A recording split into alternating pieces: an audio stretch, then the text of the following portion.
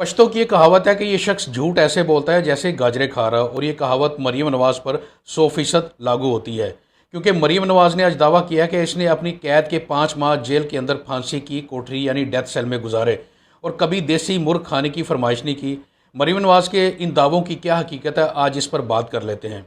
हमारा सवाल ये कि अगर मरीम नवाज़ ने फांसी की कोठरी में कैद काटी तो फ्राई पैन से अपने कपड़े कैसे इस्त्री करती थी, जिसका इसने खुद एतराफ़ किया, क्योंकि डेथ सेल में फ़्राई पैन रखने की इजाज़त नहीं होती।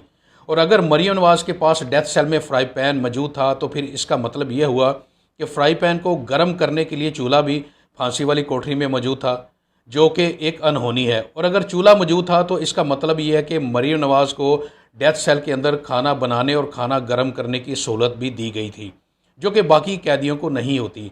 इससे ज़ाहिर होता है कि मरीम नवाज़ मुसलसल झूठ बोल रही हैं, और इसके तवातर से झूठ बोलने की वजह से ही मरियम को आकाशवाणी कहा जाता है। हालांकि हकीकत में मरियम नवाज़ ने जेल में एक कैदी बतौर मुलाजमा और फिजियोथेरापिस्ट से मुलाकात और घर से खाने का लुत्फ़ उठाया।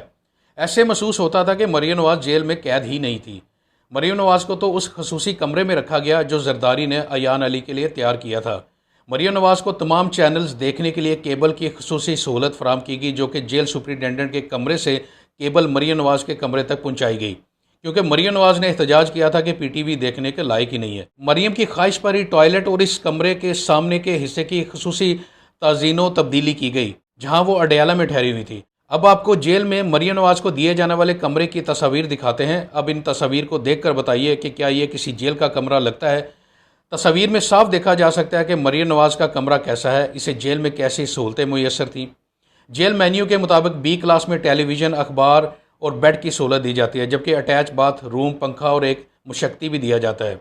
जबकि मरियम नवाज़ का लाहौर से लाया गया ज़ाती सामान भी अडयाला जेल में मुंतकिल किया गया था। इसके बाद जब नवाज शरीफ को प्लेटलेट्स की जाली मेडिकल रिपोर्ट्स बनाकर जेल से बाहर निकालने की इजाफी सहूलत भी दी गई, तो तब उसी वक्त मरियम नवाज़ को भी इंसानी हमदर्दी की बुनियाद के ऊपर जेल से ज़मानत पर बाहर निकाला गया। ऐसी सहूलत पहले किसी को नहीं मिली थी। नवाज शरीफ के बाहर चले जाने के बावजूद मरियम नवाज़ को दोबारा जेल में नहीं डाला गया।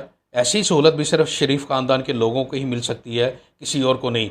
मगर इसके बावजूद आज मरियम नवाज़ दिन दहाड़े सफ़ेद झूठ बोल रही हैं कि इसने डेथ सेल में कैद काटी। तो ये सच्चाई नहीं है, बल्कि मरियम नवाज़ की ढिठाई है।